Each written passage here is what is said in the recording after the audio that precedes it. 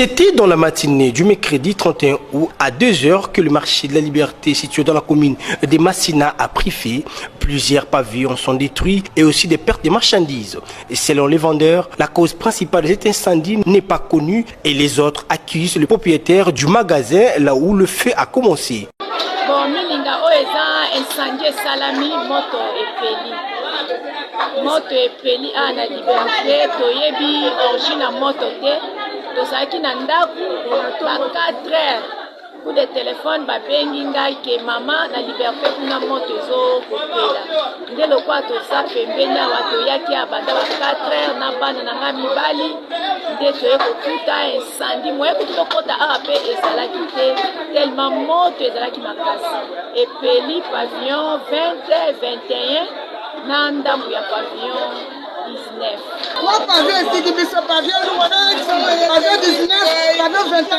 Et ici qui nous fait payer pour la classe, papa.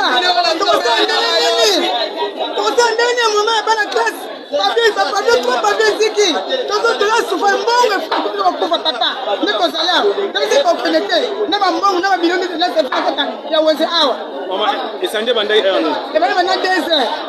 2 heures, 4 heures. Et kamna mai yeka na tongo mai pe muke toza na mai te na pavillon na biso wezo bima papa pe mai batanga je suis fait ça te papa tu dis que moi mai ça ka tanga sunga pavillon moko mais nous trois pavillons et si bonini mai ça na kata pavillon na wenzi biloko nyonso eziki noko tuko yebisa biso rentrée scolaire tokobanda wapi tokosuka wapi wenja munene boye mai ezalaka te mai bakata intervention boye bato basala na bamai mai ezate tale bela marché chaque jour tokutaka tike mataka après 2 semaines tike mataka tike ezomata mbongo ezokota na kati ya pavillon mai ezate eloko ekomi te koma boye mai moto esandi toyebi eske euti te kaka mbala moko eflame pu bato baluki mai ezate lokola ana wenze bakata mai ezalaka te alebandi kotango